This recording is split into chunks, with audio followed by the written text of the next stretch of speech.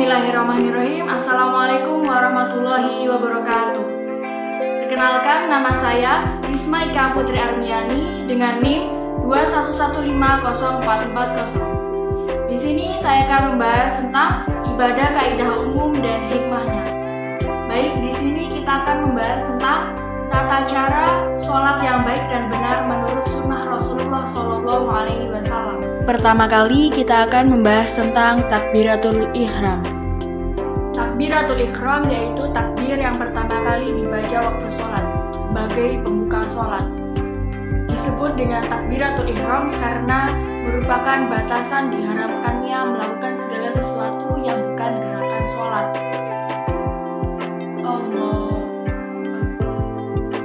Orang yang telah melakukan takbiratul ihram dan melafadzkan takbiratul ihram berarti dia telah memulai sholatnya. Orang yang tidak melafadzkan takbiratul ihram berarti dia belum memulai sholatnya atau belum sah sholatnya. Inti dari takbiratul ihram yaitu membaca takbir yang berbunyi Allahu Akbar.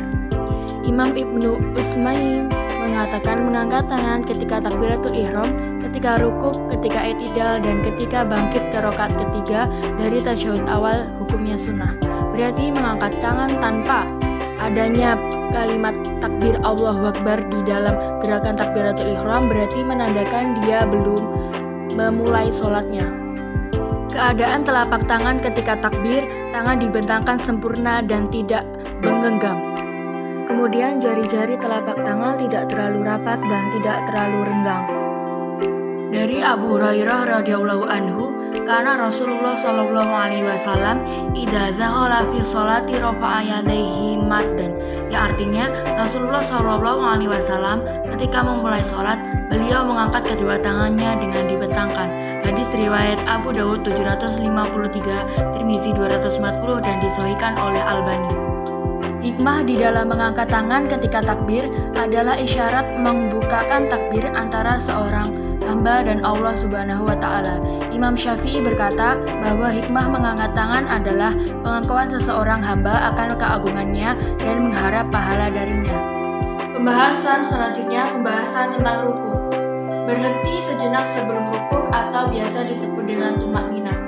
Nabi Muhammad SAW berhenti sejenak sebelum rukuk dengan cukup menghembuskan satu nafas sebelum melakukan rukuk. Ketika rukuk, kita akan melakukan takbir intikal. Takbir intikal adalah takbir perpindahan antara gerakan-gerakan sholat, yaitu antara gerakan takbiratul ihram dan gerakan rukuk. Kemudian kita dianjurkan mengangkat tangan ketika kita mau rukuk.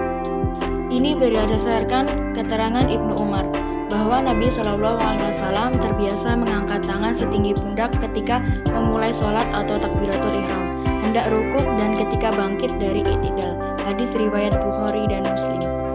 Hikmah dari rukuk adalah merukukkan atau menundukkan segenap potensi diri, mulai dari kepala sampai kepada seluruh organ spiritual kita, seperti kalbu, jiwa, dan akal pikiran. Pembahasan selanjutnya, pembahasan tentang bagaimana i'tidal. Bangkit dari ruku dengan membaca tasmi'. Tasmi' berbunyi Sami Allahu liman hamidah. Abu Hurairah menceritakan Rasulullah SAW memulai takbiratul ihram ketika berdiri tegak, kemudian takbir lagi ketika turun rukuk, kemudian membaca Sami Allahu liman hamidah ketika bangkit dari i'tidal. Hadis riwayat Bukhari.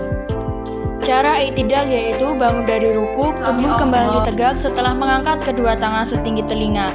I'tidal merupakan variasi dari postur setelah rukuk dan sebelum sujud. Hikmah i'tidal yaitu sebagai latihan yang baik bagi organ pencernaan. Pada saat i'tidal dilakukan, bagian pencernaan melakukan pemijatan dan pelonggaran secara bergantian dan melancarkan pencernaan kita. Kemudian pembahasan yang terakhir, pembahasan tentang sujud. Secara umum, tata cara sujud telah disebutkan dalam hadis dari Ibnu Abbas radhiyallahu anhuma bahwa Nabi SAW bersabda, "Aku diperintahkan untuk bersujud dengan bertumpu pada 7 anggota badan, dahi, dan beliau berisyarat dengan menyentuhkan tangan ke hidung beliau, 2 telapak tangan, 2 lutut, dan ujung-ujung 2 kaki." Hadis riwayat Bukhari dan Muslim. Tata cara sujud yang benar yaitu 1. Menempelkan dahi dan hidung di lantai. Nabi SAW bersabda, yang artinya Allah tidak menerima sholat bagi orang yang tidak menempelkan hidungnya ke tanah, sebagaimana dia menempelkan dahinya ke tanah. 2. Meletakkan kedua tangan di lantai dan sejajar dengan pundak atau telinga. Dari Abu Humaid radhiyallahu anhu, beliau menceritakan bahwa Nabi SAW meletakkan kedua tangannya ketika sujud sejajar dengan pundaknya, dan terkadang beliau meletakkan tangannya sejajar dengan telinga. Hadis riwayat Abu Daud dan disahihkan oleh Albani. Hikmah sujud adalah wajah yang kita sungkurkan ke tanah untuk sujud kelak akan bercahaya pada hari kiamat. Bahkan anggota tubuh yang biasa kita gunakan untuk bersujud kepada Allah SWT tidak akan tersentuh neraka. Baik, sekian penjelasan dari saya. Apabila terdapat kesalahan kata, saya mohon maaf sebesar-besarnya. Terima kasih. Wassalamualaikum warahmatullahi wabarakatuh. Sampai jumpa.